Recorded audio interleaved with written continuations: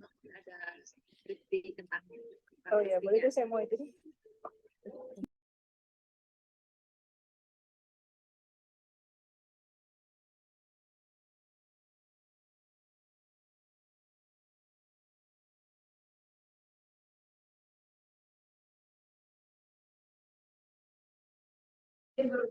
Bisa lubang rekam tuh yang mana deh? Oke. Bisa dimulai ya, Dok ya? Assalamualaikum warahmatullahi wabarakatuh. Selamat siang, salam sejahtera bagi kita semuanya. Selamat siang kepada Dr. Akbari, spesialis urologi, selaku narasumber di acara webinar awam saat ini. Dan terima kasih, selamat datang kepada seluruh peserta yang mengikuti webinar ini yang akan dimulai dari jam 13 sampai selesai. Perkenalkan, nama saya Sibro, selaku moderator yang akan memimpin jalannya webinar sampai dengan selesai. Sebelumnya, izinkan saya untuk membacakan beberapa peraturan selama pembicara memaparkan materi. Kepada seluruh peserta diharapkan untuk on-cam apabila tidak ada kendala jaringan dan juga menonaktifkan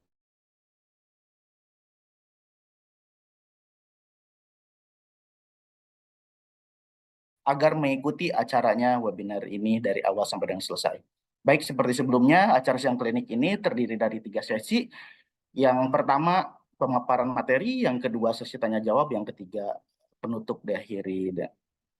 Baik, sebelum kita mulai, saya akan membacakan terlebih dahulu CV dari narasumber kita.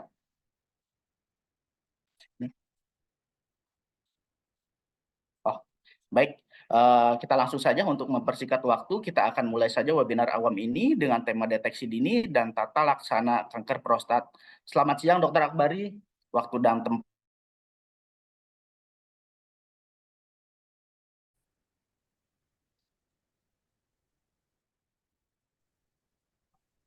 Ya, selamat siang. Terima kasih moderator telah memberikan waktunya pada saya. Kita mulai webinarnya. Tolong di slide.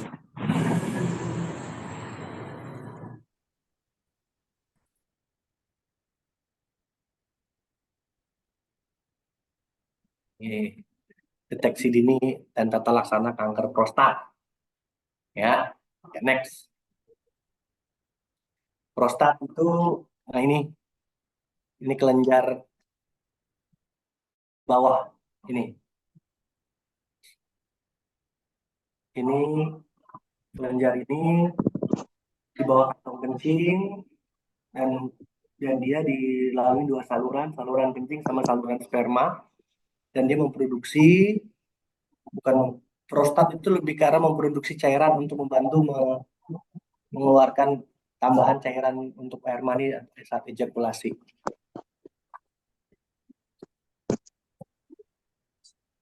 Ukuran prostat itu kecil, cuma 15-25 ml, dan ini bertambah seiring bertambahnya usia. Next. Fungsi utama prostat yaitu mengeluarkan cairan sebagai sumber nutrisi dan pelindung untuk sperma. Terus dia menutup saluran ketika pria berejakulasi, hingga air mani tidak masuk ke kantong kencing. Terus dia mendukung kerja hormon seks pada pria, itu hormon testosteron. Next.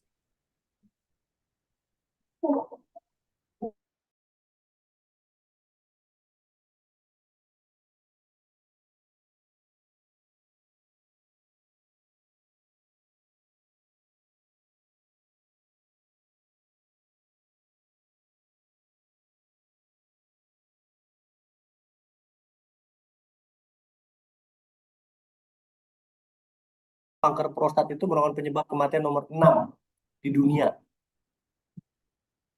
dengan kematian sebesar 7,7 per 100.000 pria. Sedangkan kalau bukan di Indonesia tahun 2020, kanker prostat itu urutan kelima paling banyak pada laki-laki, dengan kematiannya 4,5 per 100.000 pria di Indonesia. Dan sekitar 50% kanker prostat di Indonesia dengan datang yang sudah stadium lanjut, yang sudah metastasis. Next. Diagnosis kanker prostat stadium awal hampir selalu tanpa gejala. Jadi memang kenapa tidak pernah datang tepat waktu, atau selalu datang dalam kondisi metastasis, karena Ya itu tanpa gejala tadi, ya. Kecurigaan ini meningkat misalnya ada di tulang, ini ini yang udah meta tulang ya, menyebar ke tulang, jadi tulang, fraktur patologis, sumsum tulangnya kena, akibatnya saraf kejepit, akibatnya lumpuh. Jadi dianjurkan pria-pria di usia 50 tahun, apalagi dengan keluarga ada riwayat kanker prostat harus periksa lebih awal, itu umur 40 tahunan. Pemeriksaan utama dalam menegakkan kanker prostat yaitu anamnesis, solok dubur, serum PSA, dan USG. Diagnosa pastinya diambil jaringannya dan ditemukan adanya adenokarsinoma. Nah, kalau kemudian histopatologis PA itu menentukan derajatnya si kankernya ini. Ya, next.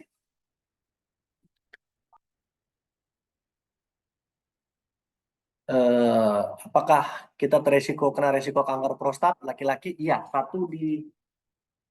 satu dari 8 pria di Inggris itu akan kena resiko terjabat kanker prostat di dalam hidupnya.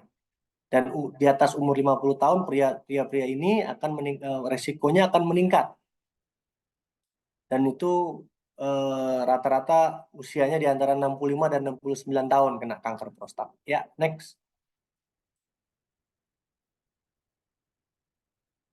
Apakah kita kena resiko kanker prostat? Jadi kalau ini karena ini keturunan, kalau kakak, ayah atau saudara laki-laki kena kanker prostat, kemungkinan anak laki-lakinya bisa 2 kali lipat resikonya kena kanker prostat. Atau misalnya ada riwayat ibunya atau saudara perempuannya kanker payudara, bisa kena risiko kanker prostat. Next. CT scan, yaitu pemeriksaannya, diagnosanya CT scan, bone scan, dan MRI.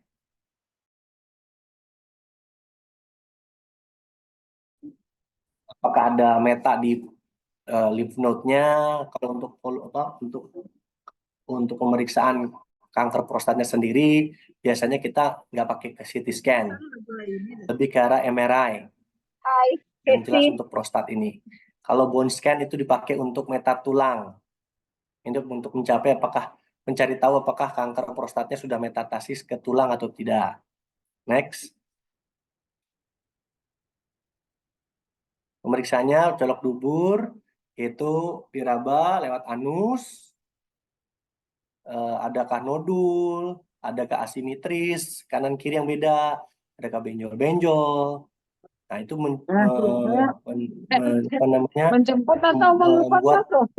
alert para pemeriksa, dokter spesialis urologi untuk melakukan biopsi prostat atau tidak. Dan PSA juga dipakai untuk patokan, dan standarnya adalah 4 nanogram per mililiter. Dan pemeriksaannya dengan melalui transrektal ultrasonografi dan biopsi prostat. Ya, next. Gambaran kanker prostat mulai localized, cuma di dalam lobus prostat yang kecil. Ini tanpa gejala, dengan terabanya waktu pemeriksaan rektal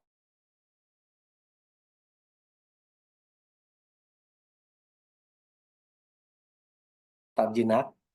Kalau metastatik itu udah kena menyebar, nyeri tulang, kerusakan hati, gangguan otak, karena kena otak dan hati. Ya, next.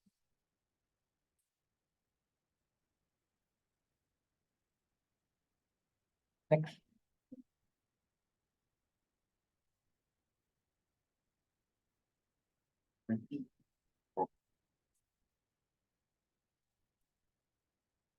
Nah, udah baru stadium kebablasan, stadium kanker prostat. Kita TNM ya, menurut AJCC, American Joint Committee on Cancer. Katanya kalau gelisah masih dengan sedasi. Stadiumnya C dan MRI. Stadium N, lymph node-nya. Stadium M, itu untuk metastatiknya biasanya ada bone scan, dari CT scan, atau bone survey. Selain tulang, kanker prostat meta ke KGB, penyakit bening, paru-paru, hepar, otak, dan kulit. Pemeriksaan fisik fototorak, USG, CT scan, ada metode digunakan terutama untuk gejala kemudian meta ke jaringan lunak. Ya, next.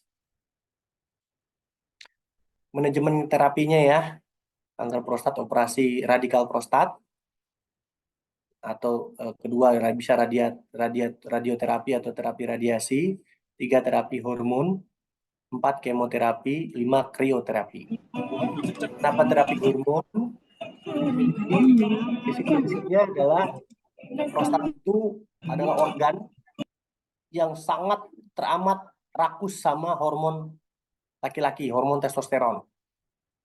Bahkan salah satu pencetus kanker prostat itu adalah hormon laki-laki atau testosteron yang berlebih. Jadi terapinya berupa anti hormon dari testosteron. Jadi androgen blockade namanya. Jadi ngeblokir hormon testosteron. Ya, next. Post terapi sudah terapi, hidup sebagai kanker prostat survivor, dia manage stresnya, harus semangat, bukan kanker prostat ini sekali kena kanker prostat tidak seperti kanker yang lain. Kalau kanker paru-paru itu hidupnya paling cuma 4 sampai 5 tahun. 4 aja udah hebat sekali. Kalau kanker prostat bisa 5 sampai 10 tahun. Jadi memang malah kadang-kadang meninggalnya karena faktor usia, udah tua, atau serangan stroke atau jantung dibandingin kanker prostatnya sendiri. Kontrol rutin yang diperiksa adalah PSA, terus dietnya yang baik, hindari makanan yang red meat, olahraga yang cukup, terapinya juga dievaluasi apakah ada efek samping atau tidak, support dari keluarga sekitar, dari keluarga terdekat, ya. Next.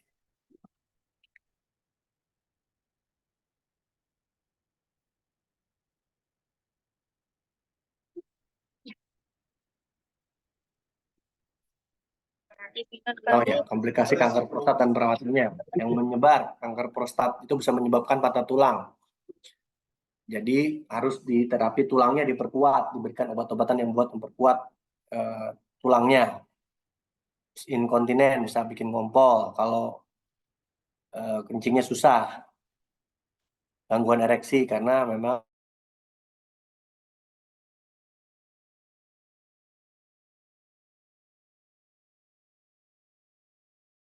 pencegahannya ya jujur aja sih kanker prostat ini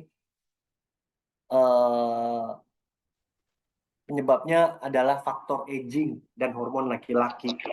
Jadi kalau dibilang pencegahan sebenarnya kita terlalu agak istilahnya kalau bahasanya bilang buat nyenengin aja lah. Karena sebenarnya kalau kanker prostat itu nggak bisa dicegah. Ya, karena dia sampai saat ini belum ada yang pasti untuk mencegah kanker prostat. Tapi yang kita tahu secara penelitian, makan tomat yang cukup, olahraga yang cukup, hati-hati makanan-makanan yang banyak mengandung red meat atau daging olahan, jaga berat badannya juga harus ideal, dan harus periksa PSA lebih rutin. Ya, next. Edukasi mulai radioterapi, kemoterapi, nutrisi, meta pada tulang. Kalau radioterapi harus dilihat efek samping radiasinya, kemoterapi, efek kemoterapi yang muncul misalnya mual, muntah, nutrisi harus diberikan nutrisi yang cukup, yang baik. Metastasis pada tulang harus diperkuat tulangnya, di tulangnya harus dikasih fixator, dikasih korset, kontrol rutin untuk terapinya dan juga untuk PSA-nya. Ya, next. Oke, terima kasih. Lanjutkan ke moderator. Baik, terima kasih kepada Dr. Akbari, spesialis urologi yang telah memaparkan materi yang begitu mudah dimengerti. Dan untuk kita langsung saja ke sesi tanya jawab kepada peserta diharapkan bisa langsung menanyakan langsung ataupun via chat Zoom. Ini ada beberapa pertanyaan yang masuk, Dok. Ya, langsung saja, Dok ya.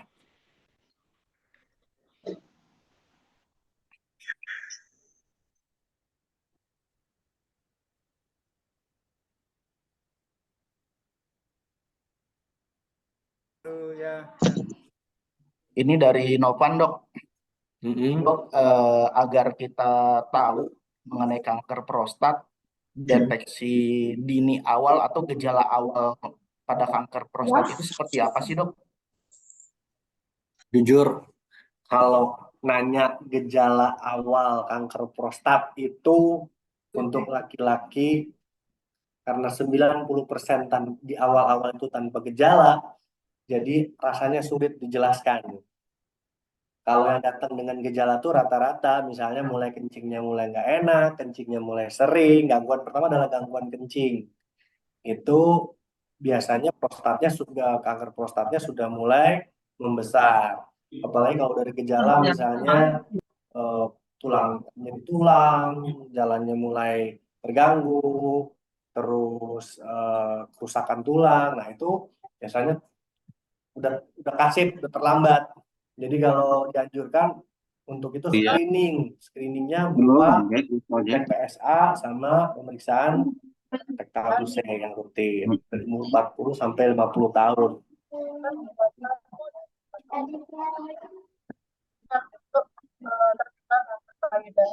Sebagian besar sekitar 85% itu Ya, bagaimana Mas Novan, apakah pertanyaannya sudah cukup mewakili atau bisa ditanyakan lagi bila belum puas? Oke, Dok, ke pertanyaan berikutnya dulu ya, Dok ya. Ini, Dok, dari keuangan, Dok. Apakah seseorang yang pernah operasi prostat perlu melakukan pengecekan secara berkala untuk mencegah timbulnya kanker prostat? Ini jika pola hidup sehatnya seperti tidak olahraga dan menjaga pola makan, Dok. Gimana, Dok? kembali saya bilang bahwa kanker prostat itu faktor pencetusnya aja itu satu, aging, proses menua, layaknya rambut uban pada laki-laki. Nggak ada yang tahu kapan, nggak ada yang bisa nyegah. Jadi kedua adalah hormon laki-laki. Jadi kalau ditanya pencegahan, ya sampai sekarang pencegahan. Kalau dia sehat jadi atlet sekalipun, bahkan ada atlet yang karena kanker prostat bisa itu ya, masih bisa melakukan aktivitas normal kok, nggak membuat orang jadi invalid gitu ya. Jadi kalau mau dibilang pencegahan yang sampai saat ini adalah screening yang saya anjurkan. Dua, sebaiknya makan tomat yang cukup setiap hari, karena satu-satunya yang secara jurnal bisa untuk mencegah itu adalah tomat, likopen di dalamnya. Ya. Oke. Baik, terima kasih, Dok, atas pemaparannya. Berikut ada pertanyaan lagi, Dok. Ini dari Dokter Dodi, Dok, Wadir Medis, Dok. Oh iya, silakan, Dok. Ini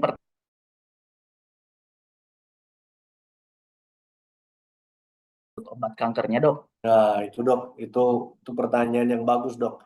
Jadi sampai sekarang ada dua dualisme di dunia. Yang satu, setelah kita berhasil menurunkan PSA, itu ada yang on off. Ada yang on off, artinya begitu dia mulai normal, off, bentar, on lagi. Ada yang satu lagi, daripada nanti takutnya dia on off, dia flare up, naik, kita takut. Jadi ada yang istilahnya ada yang waspada tinggi, dihati-hati, on off. Ada yang kita aja daripada nanti dia ada sesuatu, kita kasih terapi terus menerus. Jadi memang kembali lagi, kalau misalnya terapinya PSA udah mulai normal, kalau saya sih pada prinsipnya kayak kata guru saya, kalau memang boleh dicoba on off, Dok, tapi kalau memang sulit, apalagi kalau PSA-nya sudah mulai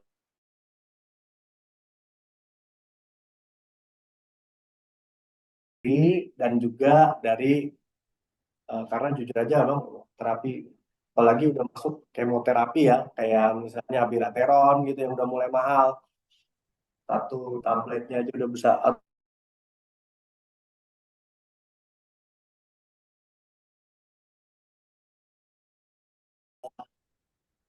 istilahnya biasanya saya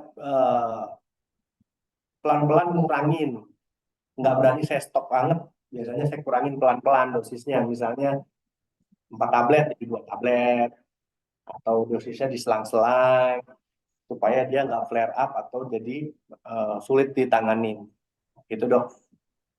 Oke. Bagaimana Dokter Dodi? Sudah terjawab dok? Terus pertanyaannya dok? Berkaitan sama birateron ya dok. Cukup lengkap ya dok ya. Baik, ke pertanyaan yang selanjutnya yaitu dari Mbak Tati.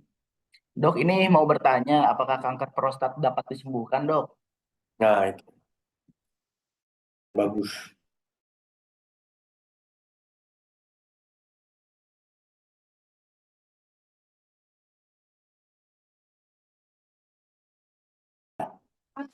Itu terkendali. Bisa selalu bilang begitu. Pas prostat PSA. Jadi yang bisa yang kita indikator yang kita lihat dari kanker prostat adalah 1 PSA-nya, 2 adalah metastatiknya. Dan yang kita lakukan itu hanya memantau dengan tujuannya adalah mengendalikan, bukan menyembuhkan. Jadi memang kalau sembuh itu kan orang indikasinya kalau dibilang sembuh, udahlah selesai, nggak berobat lagi gitu. Kalau ini nggak bisa. Tetap pemeriksaan PSA rutin. Kalau normal bisa saya anjurkan 2 bulan atau 3 bulan. Misalnya 2 bulan berturut-turut atau 3 bulan berturut-turut normal, tiap 3 bulan periksa PSA-nya. Tapi kalau PSA-nya belum juga normal, biasanya tiap bulan dulu kita lihat. Ini memang unik kalau kanker prostat ini. Persen to persen beda-beda. Apa namanya? Tati, sudah terjawab pertanyaannya, Mbak? Oke. Ke pertanyaan berikutnya, dok ya. Ini ada titipan pertanyaan, dok, dari Eriza, dok.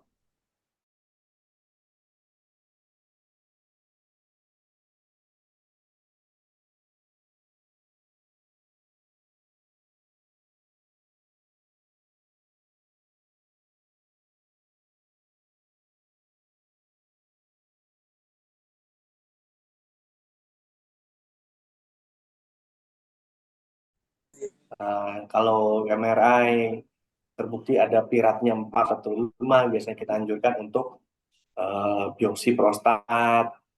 Nah, misalnya terbukti ada kanker prostat, baru kita terapi. Dan setelah kita terapi, biasanya kita pantau adakah metastatik tulang, satu di bone scan. Jadi di RSPP udah lengkap kok, kita bisa. Jarang sekali kita lakukan radikal prostatektomi karena mengingat kalau di protokol kita di atas 70 tahun seksual yang dilakukan radikal prostatektomi di kita itu yang angkat itu di bawah 70 tahun atau 60-an gitu masih sexually harapan hidupnya masih tinggi, itu kita anjurkan radikal prostatektomi. Cuman melakukan radikal prostatektomi itu satu, operasinya lama banget, 2, komplikasinya banyak. Jadi biasanya saya pilih-pilih ya, kebanyakan dan datangnya juga kebanyakan udah sepuh ya, udah umur 60, udah 70, PSA-nya kanker prostat. Terus udah itu nggak mungkin operasi gitu ya. Jadi akhirnya kita terapi anti hormon. Itu aja paling. Baik Mas Eriza, terima kasih atas pertanyaannya Mas ya. Nanti bisa langsung aja kalau untuk mengenai screening ataupun ingin konsul ke Dokter Akbari bisa aja mengunjungi langsung ke Rumah Sakit Pusat Pertamina ya dok ya. Ya. Baik, ke pertanyaan berikutnya. Ini dok, ini ada satu lagi dok dari Hilary dok. pertanyaannya, Dok, kalau seandainya sudah didiagnostik eh, BPH, Dok, pembesaran prostat, Dok, apakah ada kemungkinan nantinya bisa berlanjut ke Kanker prostat. kanker prostat, Dok? Itu pertanyaan bagus. Jadi eh, Nggak sampai ada. sekarang kalau itu yang yang yang kenyataannya di kita lagi penelitian itu adalah apakah relasi dari BPH bisa jadi kanker prostat, dan ternyata beberapa penelitian kalau dijawab jawabannya bisanya bisa tidak. Kenapa? Dibilang bisa iya karena pembesaran prostat itu kanker prostat itu dimulai dari adanya radang prostat kronik atau infeksi berulang atau terjadi kerusakan ringan terus-menerus di prostatnya akibat dari infeksi, dari trauma, dari bakteri, dan itu yang berulang itu kalau dia kronik. Nah, kroniknya sampai kapan? Kronik ini bisa memicu terjadinya perubahan sel dari sel yang jinak, terjadi chronic irritation melulu, akibat terjadi metaplasia. Kalau gila istilahnya kita istilahnya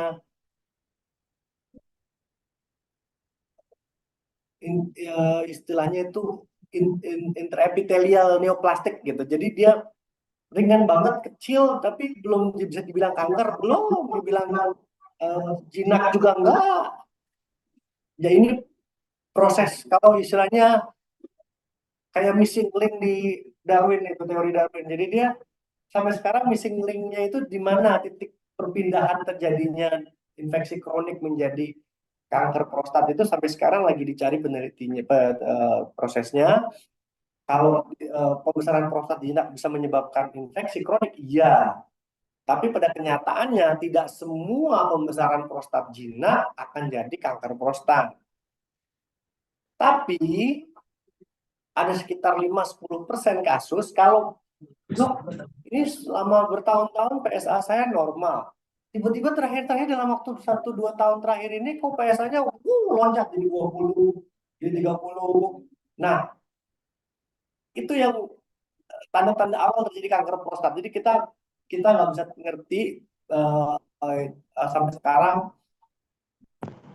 kapan pencetus jadi kankernya itu. Sampai sekarang kita ya kalau boleh dibilang orang profesor juga bilangnya idiopatik, artinya kita juga sampai sekarang penyebab pastinya nggak jelas. Yang jelas adalah etiologinya adalah faktor hormon, sama yang aging, sama yang terakhir adalah infeksi kronik tadi. Jadi memang ini pertanyaan bagus dan penelitiannya masih belum valid. Jadi yang boleh, tapi sampai sekarang yang masih kita akuin ya jinak, kanker ya kanker. Bisa dari jinak ke kanker itu belum tahu pasti. Itu aja jawabannya. Bisanya bisa tidak. Oke, Dokter Hilary cukup puas ya atas jawabannya ya. Pinter juga Hilary. Pertanyaan sulit itu. Mungkin ada saudaranya nitip bertanya kali, Dok. Oh iya. Jangan-jangan ada yang dapat kencing di rumah. Pertanyaan selanjutnya, Dok ya. Ini dari Mas Misja, Dok. Oh, Misja. Dia bertanya, Dok, saya pernah dengar aktivitas seks yang rutin dan sering di usia senja bisa mengurangi risiko kanker prostat. Apakah betul, Dok? Nah, itu pertanyaan bagus. Jadi memang kembali lagi ternyata itu dibuktikan jawabannya tidak. Waktu itu penelitian ini dibahas di Eropa Jam 1 sekarang udah jam berapa? mitos bahwa kalau kamu kurang ereksi, kamu kurang berhubungan, jadi pembesaran prostat jinak dulu. 60. Tapi sudah dibuktikan bahwa itu tidak Pas hujan deras tadi saya lihatnya. Tidak valid. Udah di pada penelitiannya. Jadi ya itu mitos zaman dulu. Mitos. Ya, mitos zaman dulu ya, Dok ya. Iya. Baik. Gimana Mas Misja? Oh, doyan Terjawab aja Mas sudah? dia. Nggak apa-apa bagi teman-teman yang menanyakan di luar kasus terkait kanker atau mungkin hiperplasia prostat gitu atau pembesaran Ya, prostat, boleh. boleh aja di sini. Mm-mm. Atau Pokoknya bisa saja prostatan lah. berhubungan dengan dunia prostat ya dok. Mm-mm.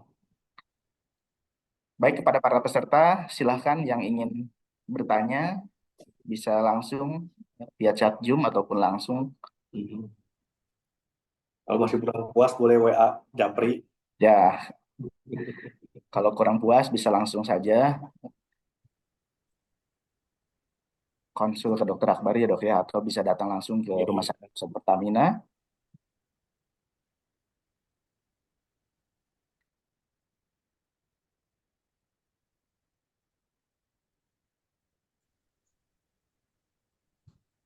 Oke.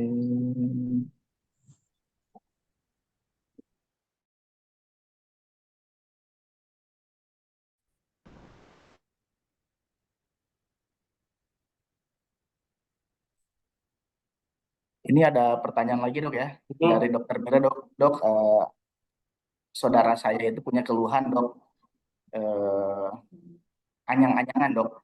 Mm-mm. Cara membedakan anyang-anyangan itu prostat atau ke arah batu itu seperti apa ya dok ya? Itu pertanyaan bagus. Jawabannya diperiksa. Jadi yang nomor satu, yang namanya anyang-anyangan itu adalah kalau orang Jawa atau orang daerah bilang kencing yang nggak tuntas. Nah, kalau anyang-anyangannya tanpa disertai kencing sakit, biasanya itu prostatuk. Tapi kalau anyang-anyangan disertai kencing sakit, kencingnya ada darahnya, apalagi nyeri sampai di ujung penis, biasanya terjadi infeksi, infeksi saluran kemih, sistitis. Jadi dari awal aja bisa kita prediksi lah kurang lebih secara anamnesis kurang lebih 20-30% kalau pasien-pasien dengan anyang-anyangan disertai kencing sakit udah hampir pasti itu infeksi kencing. Dan biasanya bukan karena prostat tuh, bisa karena batu, bisa karena emang infeksi kencingnya, sistitis, gitu. Jadi tetap kita buktikan lagi dengan tes urin dan pemeriksaan sederhana adalah USG.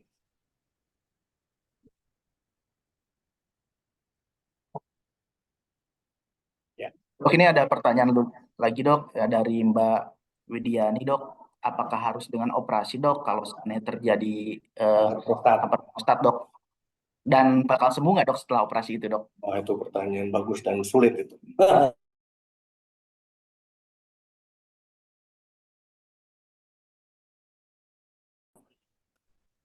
Kalau jauh dulu ya, apakah mesti dengan operasi? Kembali lagi, protokol kita di Jakarta ini, kanker prostat itu operasi yang ditawarkan kepada yang istilahnya pria-pria yang masih muda, umur 50, 60 pun masih kita bisa tawarkan. Tapi kita harus bilang, salah satu komplikasinya adalah satu, bisa ngompol, dua, nggak bisa bangun selamanya. Kalau nggak bisa bangun selamanya. Jadi buat laki-laki umur segitu lagi sexually aktif, kalau wanita yang bertanya seperti itu mungkin nggak akan ngerti maknanya nggak bisa bangun gitu. Tapi kalau buat laki-laki itu maknanya dalam.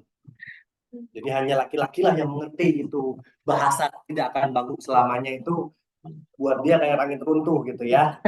Jadi kalau ditanya, oh ini dibilang bakal ideal, ini bakal tingkat kesembuhannya tinggi 90% sampai 95%. Itu kadang-kadang orang mikir. Jadi bahkan beberapa pasien juga, oh ya salah satunya juga selain operasinya juga tingkat kesulitan di operasi juga tinggi sekali. Karena Kalau dia masih dini, itu kan prostatnya masih kecil. Kalau kanker prostatnya gede, enak. Memotongnya, nyarinya gampang. Tapi kalau kanker prostatnya kecil, itu nyambungnya susah banget. Ngel. Kalau masih patoknya masih awal-awal. Buat kita, buat operator, itu challenge banget. Jadi memang kadang-kadang dilematis juga buat operator. Tapi tetap kita tawarkan sih memang. Itu tingkat kesulitan itu adalah urusan operator. Tapi jadi kembali lagi, kalau kalau untuk kanker prostat biasanya kalau nggak operasi dengan konsekuensi seperti itu, tawarkan untuk terapi hormon, anti hormon.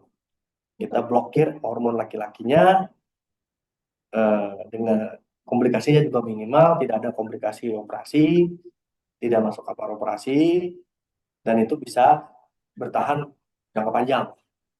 Bisa sampai 10 tahun, ada pasien saya sampai 10 tahun lebih. Tapi memang nggak enaknya obat. Ada terapi juga anti hormon berikutnya adalah operasi pengangkatan biji kemaluan. Ambil bijinya sebagai produsen hormon testosteron yang kalau kata Jokowi dulu istilahnya apa namanya kastrasi kebiri, bahasa kita kastrasi atau kebiri. Jadi kebiri itu jangan salah paham, kebiri itu adalah suatu tindakan untuk ngambil atau menghilangkan hormon laki-laki, bukan motong penis. Orang salah paham. Di kebiri itu potong penisnya, enggak, beda. Penis sama biji kemaluan beda banget. Itu yang kadang-kadang orang awam nggak ngerti. Di kebiri itu potong penis gitu ya, enggak.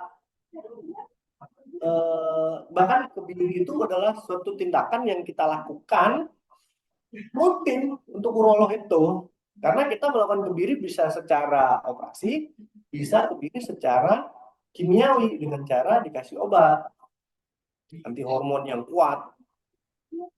Jadi bukan suatu yang kalau orang kebayangin di kebiri itu kayak hukuman mati buat laki-laki gitu ya, enggak seserem itu kok. Itu prosedur rutin buat urolog gitu ya. Jadi kalau itu biasanya sih saya lebih tawarkan untuk anti hormon karena pasien juga nyaman, terus komplikasinya minimal, terus pemantauannya bisa jangka panjang, bisa 10 tahun, dan sekalipun dioperasi, nah kembali lagi ya,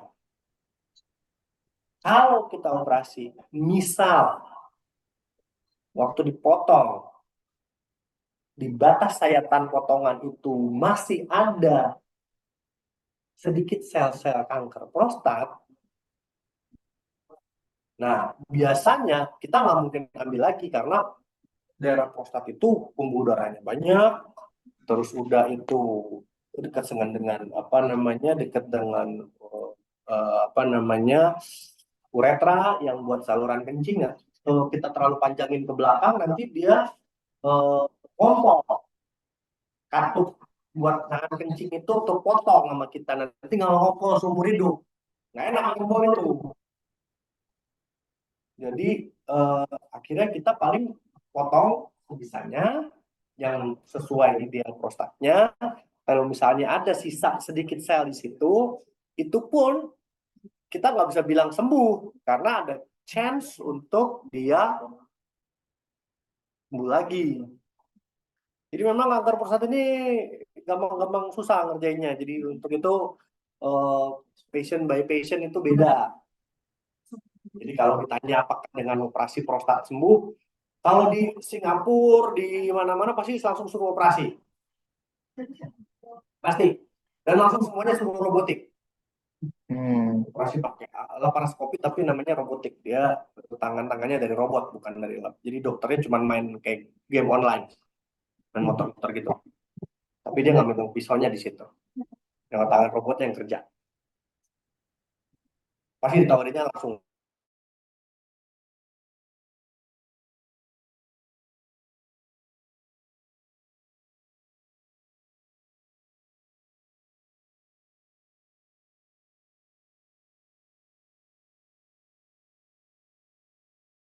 hormon. Di kita bisa sih, semuanya bisa.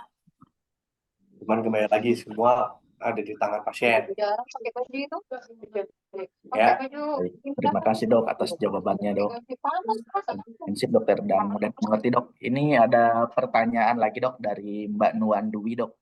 Selamat sore dokter, izin bertanya. Saya dari RS Pertamina Prabu Muli dok. Izin bertanya kalau pasien varikokel apa saja yang perlu di screening dok dan apakah pengaruh pada kesuburan si pria dokter? Terima kasih dok. Screening untuk Screening untuk varikokel. screening varikokel. Apa yang perlu di screening dok dan pengaruh pada kesuburan? Ngomongin kota kulit, tiba-tiba ngomongin varikokel.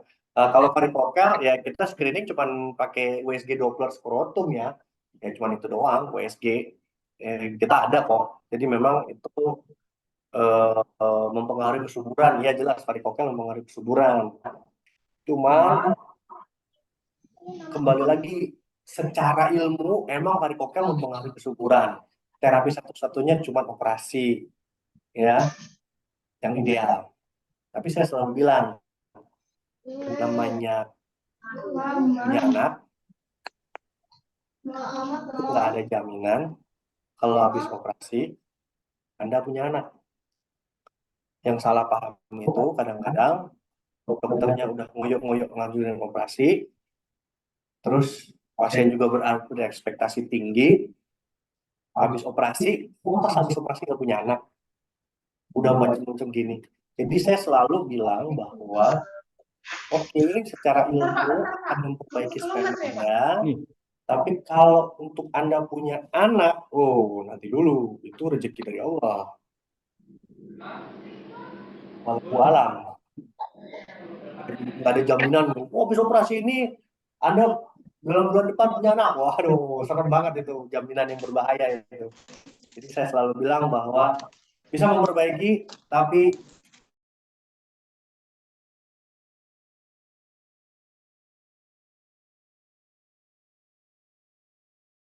dua, laki dan perempuan.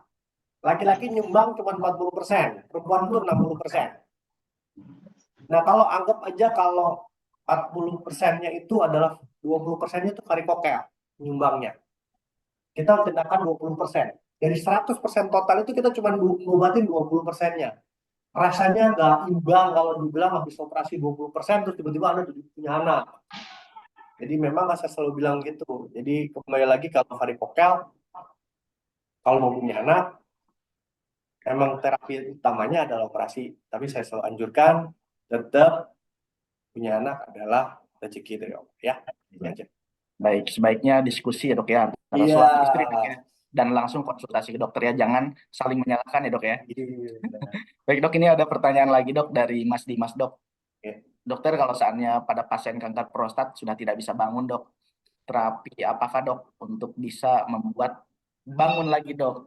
Oh itu gampang susah. Gampang susah ya dok ya. Saya tawarkan untuk SWT. Pengalaman Mas Dimas. Iya. Tetap ya. Jadi kan kanker prostatnya itu kalau di beberapa jurnal, kalau dokternya ditawarkan sama pasien, kalau PSA-nya udah normal, kalau pengen punya bisa berhubungan lagi, ereksi lagi, hormonnya dikasih terapi hormon. Cuman, takutnya ngebangunin macan tidur. Jadi kalau saya terapi, paling saya coba dulu tanpa hormon laki-laki. Itu biasanya saya kasih obat sama untuk ereksinya dengan SWT, shockwave therapy. Tapi pada kenyataannya keberhasilannya 50-50, kurang. Karena biar bagaimanapun ilustrasinya gini, anggap aja penis kita itu kayak mobil. Kalau ESWT itu tune up mobilnya ya. Kalau obat minumnya itu kayak ganti oli. Tapi kalau libido itu bensinnya. Kalau mau di-tune up 10 kali sekalipun, diganti oli sampai 1000 kali pun, kalau nggak ada bensin kayaknya agak susah ya. Ya. Harus bensinnya dok ya. Jangan lupa bensinnya diisi. Kalau orang, wah ini nggak bisa jalan, bongkar semua, total bensinnya habis. Jadi agak sulit ya kalau kayak gitu ya. Oke, baik. Terima kasih dokter atas jawabannya. Gimana Mas Dimas? Sudah cukup atas pertanyaannya. Baik, kita masih punya waktu ya dok ya, sekitar 15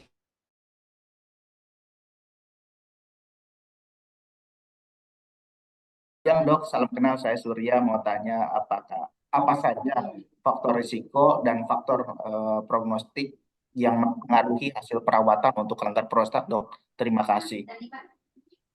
Faktor resiko.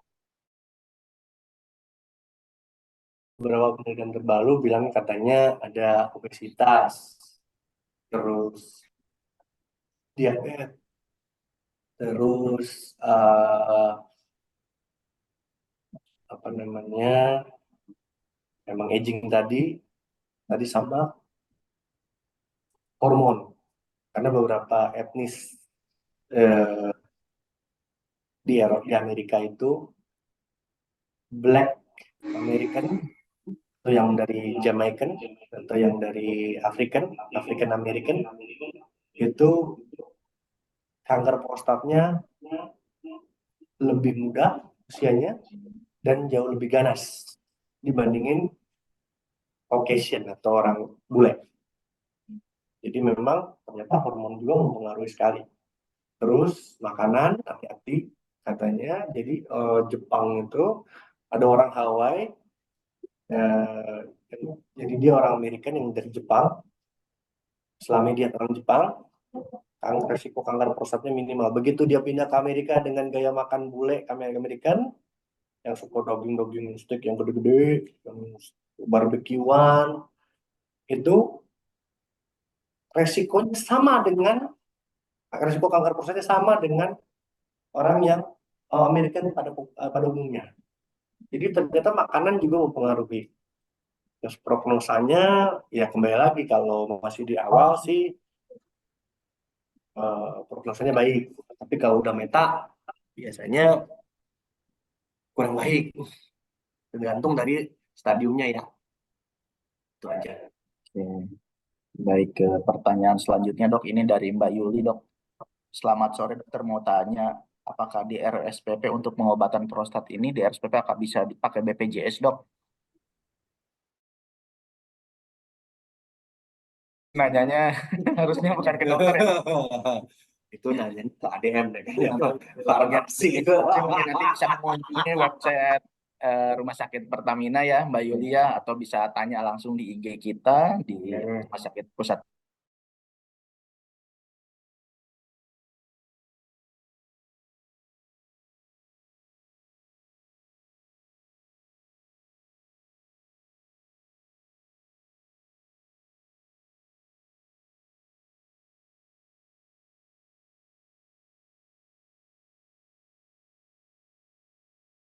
Dari penghujung acara ini dok, kali ini sekali lagi saya ucapkan terima kasih kepada peserta dan pembicara dokter Akbari, spesialis urologi dokter. Ya, terima kasih.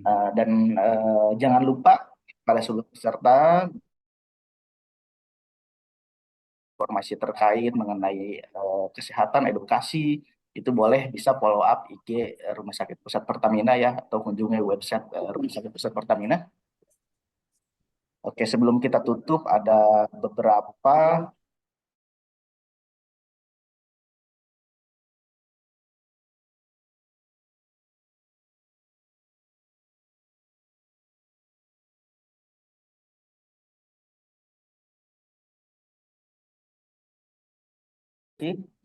Pak, kami akhiri. Assalamualaikum warahmatullahi wabarakatuh. Ya, udah selesai, Pak. Iya, Baru juga. telat tuh, Pak. Baru juga. Baru juga masuk. Wih, 200. Yang nanyanya urusan